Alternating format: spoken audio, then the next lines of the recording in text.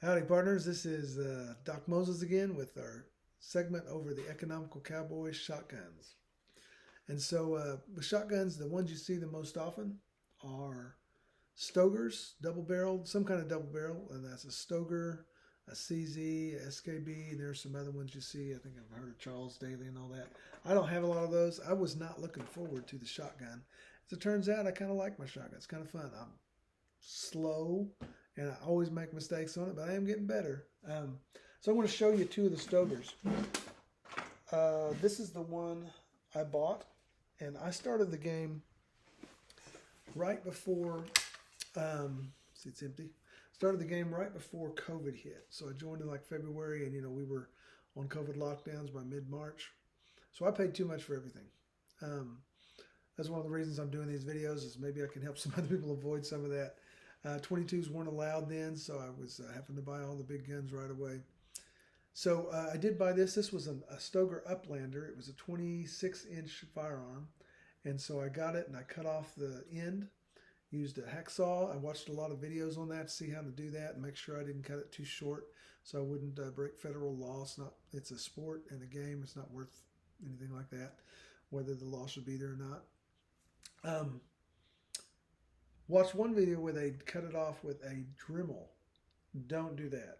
Bad move. I used the Dremel a little bit. It's like, okay, this is not cutting evenly. And when I went back to the hacksaw, it cut evenly. There's a little low spot here. Not much. I mean, a tiny, tiny fraction of an inch. And I took a file and evened that off because it was terrible. I don't know that would have affected my shooting any with the close targets and the short barrels anyway, and being a scattergun, but I didn't like that. But this is a Stoger. It's a 20-inch now, so it's like a coach gun. This right here is your safety. It's got an automatic safety in there that every time you cock it, it kicks the safety on. Everybody disables that, including me, and I like safeties. Disabled that. A lot of people will take this button all the way off and put in a plug. I left it there and left the safety on. Now, I did have some problem at some matches where I would accidentally push the safety on, like at one stage or two stages. I couldn't get the shoots. That made me even slower. So I ended up putting a drop of super glue, being real careful it didn't get in the action, but putting a drop of super glue on this on-off, so that's always off. But I could put some acetone on that, and then I'd have a firearm with a working safety. Would not be an automatic safety, but I didn't like that anyway, even if I wasn't doing CAS. So these break open. I'm not sure what the advantage is to the SKBs and the CZs. They started about $1,000 though, and these start brand new before COVID at about $350. Since COVID, put another $100 on there if you can find them, and they are starting to show up again. So I paid $5 for this one, and cut it down. Now I'm going to show you an older one that I just bought from off the wire. I keep saying on all these videos, watch the CAS wire, the classifieds. And this one came in at what it should be. The guy was getting out of the game for a while, and he wanted to be a blessing to people. So he sold it for what he had in it instead of what it was worth today. And I got it for a good price because of that. I determined the last time I saw one, I didn't buy it. It's like, if I see another one at that price, I would buy it, even if I don't really have the money at that point. So I had the money, so I got it. If you can't really see, I'm in my garage because I want to show you some reloading stuff here. But the metal, the bluing on this new firearm, this one here that I bought, the Uplander, is a little bit nicer. The wood is finished a little nicer. Although neither of these are upscale guns. But they operate the same. The action inside is the same.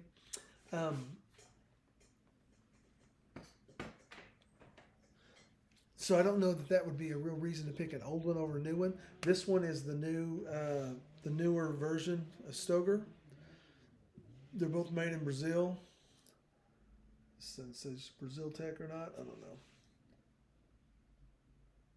And then the other one is quite a bit older. So I didn't see any real difference other than the way the wood was finished, and that could have been because it was one was an Uplander for actual hunting with a shotgun, and the other was a coach gun for basically what we do. Okay, so those are the two guns. I don't know the advantage to the other ones. The SKB is the most popular. All the really good shooters, they rave about their SKBs. Those guns are a lot prettier. And the only thing I can figure is maybe they open a little bigger to make it easier to load in. But lots and lots of people use a Stoger. So, get a Stoger to start with. And then if later on, when you want to get a fancy shotgun you want to, like I had decided I was going to get a CZ from one of the Cowboy gunsmiths places. And then I found this one cheap, so I got it instead, so I probably won't get that CZ. And then you can always use that as your main gun and put your Stoger in the cart as your backup. But the best Stoger is a good way to start. Now, what I wanted to do differently on this video is talk about shotgun and a little bit of reloading because, man, everything's expensive. You get primers for your pistols and your rifle, and then you got to get powder, and you got to get dyes, and you got to get your press, and yada yada yada, more and more. And then you look at, I need to do that on a shotgun too, because I bought the lightest loaded shotguns, factory stuff I could find. Again, during COVID, you couldn't find anything. You just had to buy what you could. So the lightest I could find were these at 1,250 feet per second. You can get them down to 1145. That's a Federal and Winchester both make those, but you couldn't find them for 2 years, at least in where I live. And then I was doing a class with a bunch of students. I mentioned in one of my other videos that I teach at a little private school, and every couple of years we do a Second Amendment class where they just go to that class for the whole week, and we do Second Amendment and cowboy action shooting. So we take them to cowboy action ranges, and it's great fun. The kids who sign up, they have other choices they could take. So we're going to do that again. So I bought all this shotgun ammunition like this. Well, it's a light load compared to other loads, but it's still a 12 gauge. And so the kids didn't really enjoy shooting it much. So instead of having them reload, I just had them shoot 2 shotguns at each stage. And I had honed on my cylinders to get them to shuck right. And I'd use other people's ammo and it'd shuck. I'd use mine and it wouldn't. Well, I'd finally decided it was because it was that full-size load that was expanding it just enough that it wouldn't come out. Everybody else is reloading or using the load down. Well, I bought this reloader. This was on sale for like $65, no shipping from Midwest. But then you got to get primers. You got to get shot. You got to get the little holes inside. Then you got to have the time to do it. So I thought, this is too much. I'm trying to be economical here. And I've got literally 200 plus rounds of this. It's a aluminum bottom. I don't know if you reload that with shotgun or not. I haven't gone that deep into it. So what I decided to do after a particularly bad day with my shotgun was I decided to download the ones I have, and then I don't have to get primers and powder, which is hard to find, and shot and holes, blah, blah, blah, blah, blah. Right? And then you got to get these and then the wads in there and all that stuff. So that's what I did. So here's what I did. First thing I did, I watched a bunch of videos, and I figured out how to reload this first by hand. So I did this, stuck an ice pick in here. I'm going to have to buy an ice pick because your wife won't let you use it in the kitchen again. So I'm kind of propping this open. Kind of see that. It's kind of propped open there. If I lose a pellet or two, it's not a big deal. Remember, we're loading down, not up. We're not trying for maximum. We're trying for minimum. So there, I've got it kind of open now. So I want to take it, pour it in this.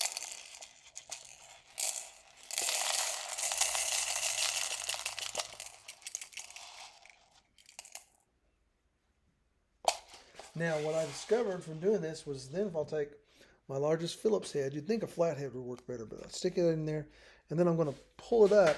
What I'm going to try to do is get this ring out when I pull up these shoulders that have been pushed down. Kind of see that.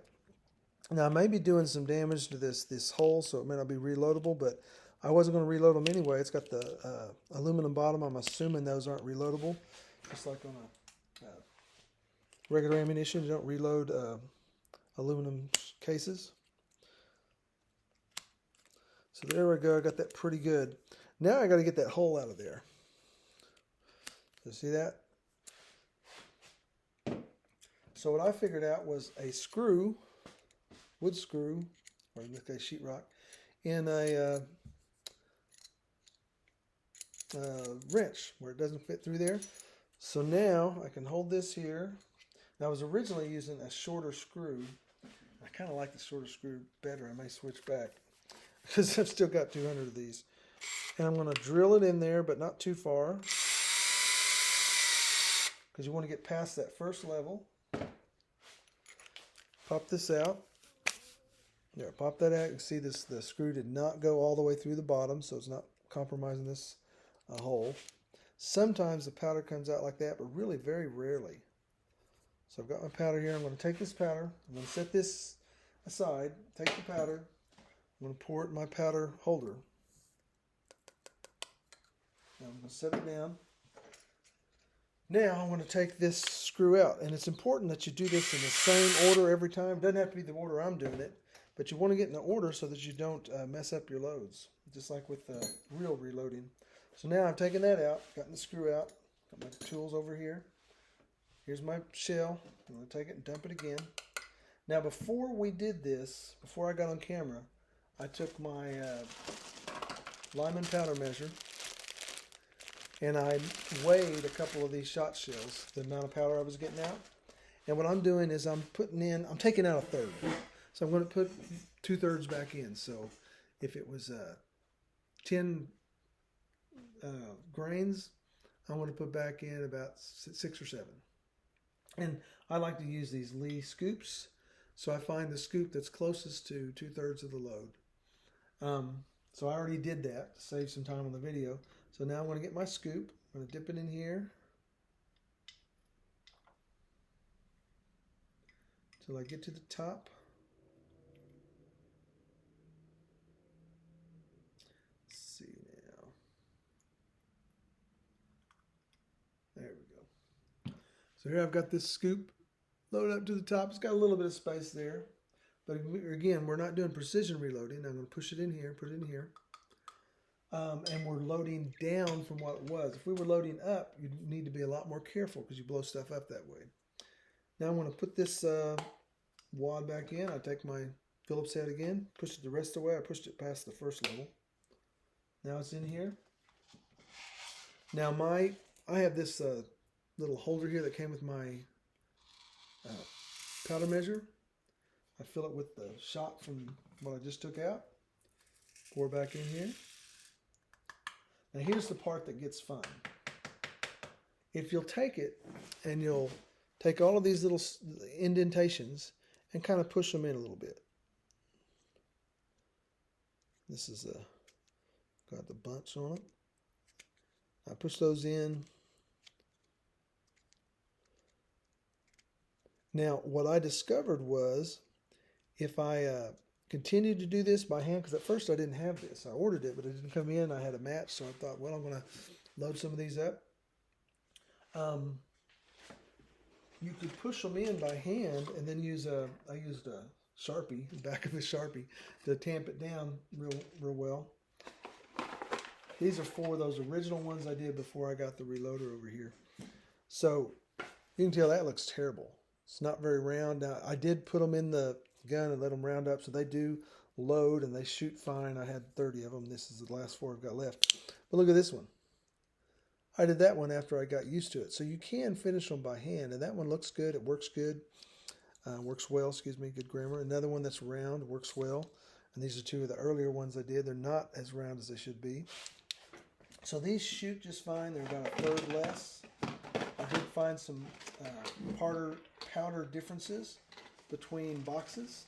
So you want to check your powder pretty regularly to make sure, they didn't switch off the powder. They guarantee the velocity they're shooting, but they don't promise to use the same powder. They're probably using whatever's cheaper to get that same velocity. So now I've got this here. Because I bought this and it's so cheap, I really recommend you get this if you're going to end up doing it this way. And follow the directions. I have the little edge pointed out this way. And I watched a bunch of videos on reloading shot shells. Even though I've been a reloader for 30 years, I don't know shotgun. Then I bring it over here to the finishing stage. Hold that down for just a second. Bring it up. And there I have it. A nice shotgun shell that's been reloaded. and good to go for another match. And when I did this, my last match, they were shucking a lot better. So I think a lot of it's my technique, which is obviously not very good.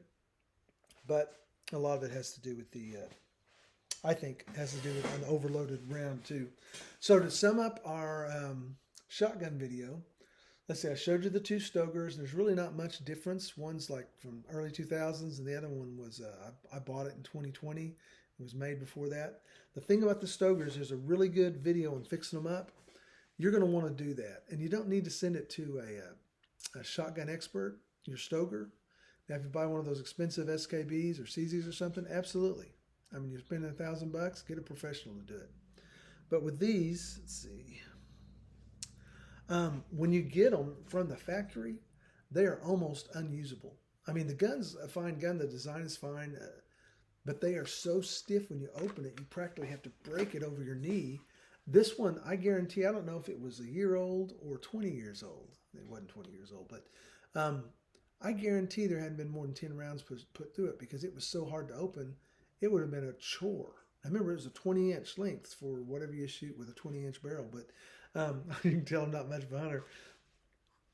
But they're super easy to fix. There's a video by a guy named Manny, C-A. M-A-N-N-Y, all lowercase, and then capital C-A, no space, just Manny, C-A. I'm guessing Manny from California. And he has several cowboy action shooting videos on fixing up your guns a little bit that are easy, kitchen table gunsmiths can do. The shotgun is super easy. Super easy. The only thing I'll say from him. So anyway, so I got that from him, watched it, did this gun. It works well. It's not the gun's fault. It's my fault when it's not working right. This one that I just bought, the gentleman said he had never done anything except hone the cylinders a little bit to make it a little smoother so they'll shuck better. And it was stiffer than this one, but he'd used it for 10 or 15 years as a backup. It's still used. And so it wasn't near as hard to open. And I think I mentioned this in the introduction video. A lot of what our gunsmiths do is premature wear. And that's not knocking their job. But, you know, these are often real rough because it's an inexpensive gun on the inside. These lugs here that, you know, everything works on. Well, if you can take it apart and smooth them, which is what these guys do, what Manny does, what I did. Or you can just use it a bunch. And using it will smooth it. Will smooth it. And you keep doing that over and over again, and it will smooth out over time. That's what happened to the Stoker I just bought. Now, again, it's better now because of what I did, you know, disabling the automatic safety, super irritating. Cutting this couple of spring link coils off the spring, and that made the opening, you know, where you can do it like that. And you can close it that way too, where you couldn't before. So that's my suggestion, is the cheapest route to go is the Stoker. So I would do a Stoker first unless you already have a great shotgun. And then you can decide, do you want a second Stoker like I ended up with? Or do you want to get one of the fancy guns? I would have gotten the fancy if I hadn't found the Stoker before I saved up that $1,000 to get the CZ. And the CZ is just pretty. Plus, I'm kind of, you know, I want to be, you know, have the cool guns, that kind of stuff. But now that I've got the two, I don't see myself getting a CZ or SKBs or even higher. That's not going to happen.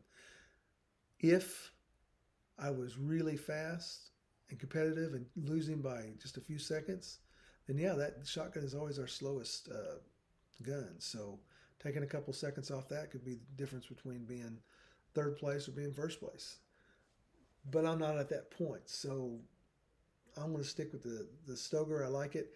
I don't know what's better about the SKB and the CZs and the Charles Dailies or whatever the other ones are. You should probably ask someone at your match when you go to one. Maybe they open bigger. If they open bigger, it would be easier. There's lots of times when you go to reload and you got to push that barrel down because it kind of crept up a little bit on you. So I don't know why they're better, but they probably are better. Otherwise, these guys wouldn't spend the money. You can tell them because they usually have engraving on different parts down around here, and it's real pretty, and I kind of like that kind of stuff, even though it's not practical. I do like the pretty engraving. One of these days I'll have an engraved firearm. So that was what I wanted to show you. You can do the hand loading with existing shells until you run out. I have found AA Winchesters now and Federals that are loaded at 1150 or 1175, something like that, where I couldn't find them before. So when I run out of these, I'll just start shooting those, and if they're working, I won't do this anymore. And I did buy this so I can also start looking. And when I get a chance, I'll buy a few thousand shotgun primers. I can do that, buy a bag of shot, and then I'll be able to fully reload if I want to. But I can do this hybrid reloading if I need to. And if the factory stuff will work better, that's always better. It's less time, and it's 100% safe. What we just did there was we downloaded, so it is safe, but at the same time, anytime you open up a shell and do things to it, you're opening up the potential for something to go wrong. So if you don't need to do it, don't do it. If I could buy cheap Cowboy loads for my pistol and rifle, I would. I can't find them right now, number one. Number two, I'm economical. In this case, it means I'm broke, can't afford it. So, but I can afford to reload it myself. And so over here's my regular pistol and rifle reloader. This, and I usually take it off when I'm doing the other because it's got some screws that you can take it off and move it out of the way real easily. So I think that covers our shotgun. Talked about reloading. Last thing I want to mention is the gauge, what shotgun you use. When I started the game, I thought, well, I'll get a 20 gauge double. Well, they're harder to find, and it doesn't save you any money because it's hard to find 20 gauge. It's easy to find 12 gauge. And even to find the downloaded ones. These, I'm complaining about these, but these are still 200 plus velocity per second lighter than your average 12 gauge load. So the 12 gauge is really the way to go. I don't know anyone who shoots less unless they've got a kid or something. There are a few, I'm sure. And even the kids, when I do that class, I do 12 gauge. I didn't dance or loaded me up a bunch of light ones, and now that I know how, I'll load some light ones, and they like that better. The gun's a little heavier, and that controls the recoil. The lighter gun with the lighter round, you end up with more recoil sometimes. So 12 gauge is the way to go. Cheapest route is the Stoger, and then you just play it by ear. All right, well, I think that about covers our shotgun. So don't forget the intro video if you haven't watched that. We've got a video on pistols, another one on rifles, another one on costuming and leather, ways you can get into the game easily. Now this doesn't apply on shotguns, but the cheapest way is to do 22s and then do a shotgun like a Stoger 12 gauge until you get around to building up your collection of guns so that you can shoot the real guns. Well, if you have any comments or anything, put them underneath, and I'll eventually get around to checking it. I don't go to YouTube or Facebook very often, but I'll get around to and answer your questions. Thank you very much.